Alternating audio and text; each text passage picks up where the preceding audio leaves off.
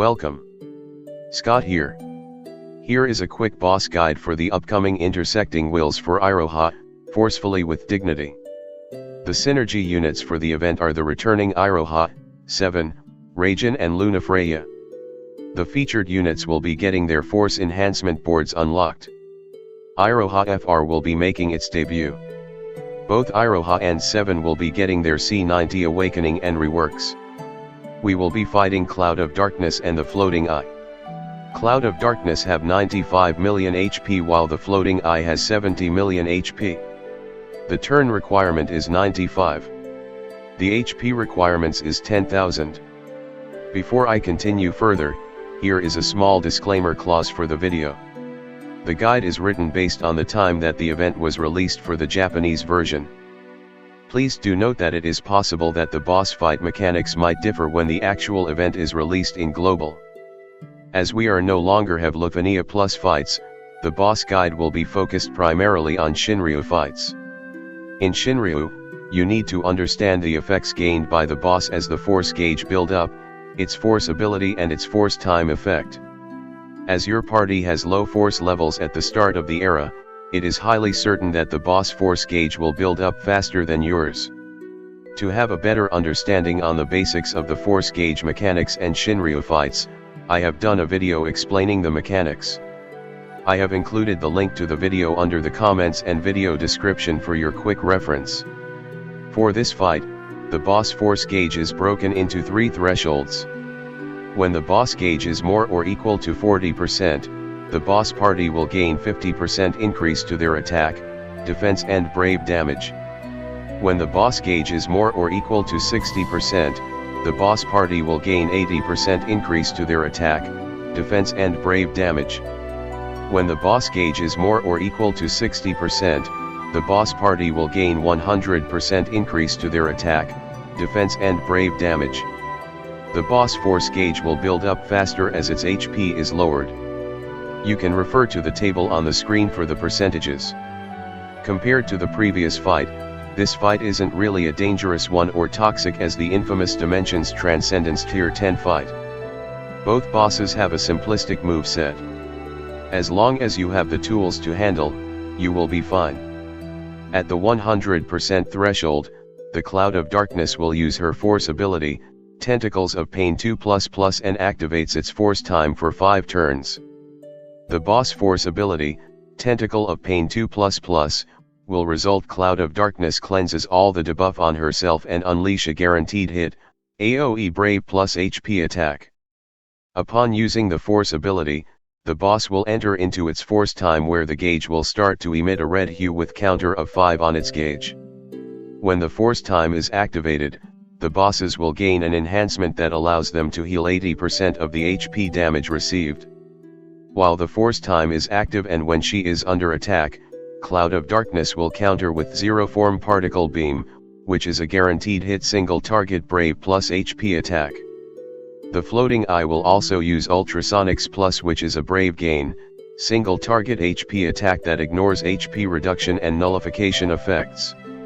If you have killed off Cloud of Darkness, the Floating Eye will use its own force ability, Group Gaze, which is a Brave gain, AoE guaranteed hit HP attack that ignores HP nullification and reduction effects. It will activate its force time for 3 turns. The Floating Eye will heal back 80% of the HP damage that it dealt. To freeze the enemy's force time, you need to use a magic force ability that heals the party. Healing from passive, buffs or sphere effect won't count. The only force ability that can do this is the featured Iroha FR. Now let's proceed with some party setup recommendations. Recommended calls abilities. To ensure that you are able to constantly break them, it is important to inflict defense down debuffs. Example of calls abilities that inflict defense down calls are Ferris, Titus, Jack, and Vanille. To speed up the fight, using HP damage up debuff calls like Karasame, Seymour, Fran, Ignis, Lily-Set, Maria, and Dark Knight Cecil are useful. Although a bit trickier to use, Aura type HP damage up calls like Kumari, Alisai, Priyash, Leo and Locke are also viable. Most recently C90 units have aura type HP damage up bonuses. You can use Dissidia DB call finder to find out more. Most of the runs feature boss no turns. However, in the event if you let the boss trigger the force ability, you need to find means to counter it. Buff-based damage mitigation will work better against the Cloud of Darkness force ability, as she will cleanses all debuffs before she unleashes the force ability. Examples are Warrior of Light and 9. Raijin and Reno LDCA are great counters against the boss HP attacks. Hope's Shell and Protect buffs from his call are great for reduce the brave damage received. Next, I will be covering units that will be useful to handle the fight mechanics. For any endgame fights like Lunafreya and SHINRYU, it is always recommended to bring supports for their aura and buffs. You can consider bringing Selphie, Lena, Ishtala, Yuna, Garnet, Purim, Rem, and Ramza. Selphie can make your party hit hard with her guaranteed launch debuff, while Lena can ensure your party is always safe with her powerful HP regen buffs. Both Lena and Selphie are top-notch budget supports. Burst healing is useful here after you taken damage from the boss HP attack thresholds. It is important to keep your HP at least 50% so you avoid the paralysis trigger from floating eyes attacks. Selphie and Lena offer debuff evasion protection, while Yuna can cleanse debuffs with her is Yuna. It is advisable to bring a damage mitigator if you doing a hit and counter run. You can consider Leela, Beatrix, Snow, Zack, Edge, Warrior of Light, Orin, and Golov. Evasion tanks like Leela, Golov, or Edge are great here. In addition to the support and tanks, you can bring the following units if you have them. Most of the boss attacks could inflict debuffs. Debuff evasion and cleansing utility are important. You can also consider bringing Aerith or Sidor. Bash will protect from all sorts of damage with his HP damage diversion mechanic. Arsila can prevent brave gains with her LD debuff, and her HP silence can stall the boss turns. Desch can make use of his anti-weapon type field buffs to reduce the boss brave damage. His FR works well here if you have it. As the boss has a massive pool of HP, follow-up attack units will help to finish up the fight faster. You can consider bringing Yang, Seven, Kane, Freya or Cisnei for that purpose. In addition to Camlanot, Ursula and Titus FR, optimal FR to use for this fight are Lunafreya, Charlotta, Cloud of Darkness and Iroha. If you fulfill the 3 conditions of Ice, Disable and Launch, you can nuke the boss down fast before it could pose any threat with Camlanot FR. Charlotta and Lunafreya are powerful supports, and their FR phase can finish off the fight fast when you set up your party to their strengths. Lunafreya will make setting up your party for an optimal FR phase easily. Lotta can powerful your allies with her powerful auras. Cloud of Darkness FR can help to push the boss. Iroha FR has one of the easiest to fulfill conditions, as you just need to withhold 20% of your brave and ensure your HP is max. Her FR is great for this fight, as it is the only FR that could halt the boss force time conditions. As SHINRYU is about building up your force gauge chargers units are great to deploy here. Characteristics of Force Charger are the unit have substantial amount of instant turn non-attacking abilities. At max force enhancement level 30, one such instant turn ability can supercharge the force gauge by a whopping 50%. You can easily amplify your force time damage by abusing the supercharging mechanics. Examples of such force gauge chargers units are Pernello, Kryle, Charlotta, Braska, Ignis and Lunafreya. For other recommendations, you can consider the following. For tanks, you can bring Warrior of Light and Orin. Raijin could disable the boss turns with his paralysis debuffs and damage mitigation with his LD debuff. Camlanot is great for turn denial with his debuffs as well. The fight can be abused with the infamous Camlanot cheese strategy as long as you can meet the conditions. You can bring the standard damage nuker units like Machina, Titus, and Terra and nuke the boss with a FR-powered burst phase before they could activate their force time. Similar to Desch, Reno is another great FR to be used if you are deploying the hit and counter strategy. 7. The other featured C90 unit for this event has gained significant upgrades and she become a reliable off-turn damage. The downside is that she uses one of the rarest weapons in the game, Whip, which is hard to enhance her damage output unless you invest in a Whip-type Ultima weapon. The boss can inflict debuffs that could cause you witness significant damage loss with its paralysis from the floating eye and blind debuff from Cloud of Darkness. Paralysis from the floating eye can be avoided as long as you upkeep the party's HP at least at 50%. As the fight progresses, Cloud of Darkness attacks will gain 50% chance of inflicting blind with her attack. To prevent that, you can either bring a debuff evasion unit like Lena, Selphie, Afma, or Ignis. Or you can cleanse the debuffs with Yuna or Mog. On the screen, you will see a timeline showing the HP thresholds triggers that you need to watch out for. Like Lunafreya, SHINRYU fights also features aura boosts for the boss when their HP are depleted to a certain threshold. The stats boosts are triggered at the start of the fight and 79%. Like other SHINRYU fights, the enemy's force gauge will charge faster as their HP depletes. As the enemy's force gauge reaches 40% and above, the boss will gain stats boost that raises their attack, defense, and brave damage potencies. When the force gauge reaches 100%, Cloud of Darkness will use its force ability, Tentacle of Pain 2++, which causes her to cleanse all debuffs that are inflicted on herself and unleash a guaranteed hit AoE Brave plus HP attack and activate the force time for 5 turns. While the force time is active, the boss will heal back 80% of the HP damage received for the turn. Thus, it is effectively reducing your damage output to 20%. During the force time, the floating eye will use Ultrasonics Plus, which is a brave gain, single target HP attack that ignores HP nullification or reduction effects. Cloud of Darkness will counter with any attacks received with Zero Form Particle Cannon, which is a single target guaranteed hit attack. Make sure you reapply your debuffs or Cloud of Darkness could hit your party badly with her counters. If you kill Cloud of Darkness first, the floating eye will activate its own force time where it will use Group Gaze, an AoE guaranteed hit HP attack that ignores HP nullification effects, and activate a force time for 3 turns. It is the same attack that you see in the first SHINRYU fight, except you don't need to deal with that pesky HP poison aura. Both bosses have 2 basic attacks. Cloud of Darkness attacks will gain more brave hits along with the probability of inflict blind in its attack. All of form of the floating eye attacks will inflict paralysis if the target HP is below 50%. The real difficulty in the fight lies in the boss force time.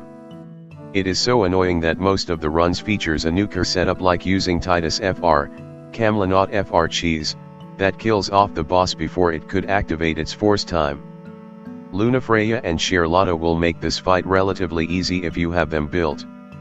If you are planning to do a hit and counter setup, you can make use of Desch or Reno FR, but make sure you bring a counter tank like Orin or Golov, as the boss can spam HP attacks very often. Now let's proceed with the boss mechanics proper. Similar to any Lunafreya fights, for SHINRYU fights, the boss will also gain stats boosts and brave gain reduction auras when you deplete the boss's HP to a certain threshold. However, SHINRYU bosses will also gain HP damage reduction auras as well. The thresholds trigger for this fight is at the start of the fight and 79% HP threshold. At the start of the fight, it will boost its defense stats by 200%. It will raise its brave damage and brave gain reduction auras to 80%. It will also reduce your HP damage dealt by 50%. At 79% HP threshold, it will further boost its defense stats to 300% and the HP damage dealt reduction auras to 80%. To handle the defense stats boost, you can inflict defense down calls. To handle the brave gain reductions, you can bring a brave gain up support like Agrias, Ram, or Quistis. With the recent units released, you shouldn't have any problem in handling the brave gain or damage reduction auras. For HP damage reduction auras, HP damage up calls will only partly offset against the reductions. However, you can easily overwrite them with your party force time. As we progress through the era, we will gain access to units with FR that allows you to build up your force time HP damage bonuses up to 999%. Learning on how to take full advantage of the damage window in Shinryu fight holds the key on how to make Shinryu fights easier. Now, I will be covering the boss key mechanics in detail. As mentioned earlier, both bosses have two basic attacks. Unlike most boss fights, the trigger of the attacks is pretty much random. Let's start off with Cloud of Darkness. Cloud of Darkness basic brave attack is the Tentacle Pain. As the fight progresses, the Tentacle Pain will increase the number of brave hits and potencies. It will also include the 50% probability of inflicting one turn blind debuff on its attacks. It is to stimulate on how Cloud of Darkness build its darkness stacks. It is a ranged attack. The HP attack, Aura Ball, is a single target magic brave plus HP attack. Like the Tentacle of Pain, it will gain more brave hits as well and also include a 50% probability of inflicting one turn blind debuff on its attack. Blind will lower your attack's hit rate by 50%. The Floating Eye has also two basic generic moves. Its basic brave attack is Thundaga, a single target thunder element magic attack. The HP attack, Gaze, is a brave gain HP attack. When the target's HP is below 50%, its attacks will inflict paralysis for one turn. Upkeep your HP at least at 50% is important to prevent this. If you ended the boss force time, it will use ultrasonics on the turn that force time ended, which is a single target HP attack that ignores HP damage nullification effects. I have come to the last slide of the guide. By now, you should have a FR. Generally, you just charge up your force gauge. Have the FR unit activate their force time with their force ability. Prepare for a big damage phase either through a unit burst phase or supercharge the gauge with Kane's follow-up. To build up the bonuses efficiently, you need bring a force gauge charger. Examples are Pernello, Kryle, Ignis, Charlotta, Braska and Lunafreya. At force level 30, this units can boost the force charge with 50% with their instant turn, non-attacking ability on top of the force time conditions. If you bring Kane or using Kane BT friend as support, have him activate his BT aura and let him stay in the air firing the lancets while your force gauge charger is spamming his or her instant turns. If you have Camlanot fully built with FR and BT, you can abuse his powerful FR mechanics by fulfilling three of the following conditions. 1. Constant launches. Selfie LD debuff, Kai's hero support or Sid Rain's LDCA on your burst unit. 2. Ice enchant. You can use Karasame LDCA for party ice enchant or bring an ice enchanter like Celis, Onion Knight, Lunafreya, or Karasame himself. Snow also offers party-wide ice enchant with his BT aura. 3. Make sure you inflict a turn disable debuff on the boss. Camlanot BT is the easiest to set up. You can go through a setup process for this as well. When all conditions are met, the party can meet 80% HP damage bonus with a full party launch. We also have Lunafreya available where she will make setting up the FR phase easier with her turn manipulation utility. Now let's recap on the boss key mechanics.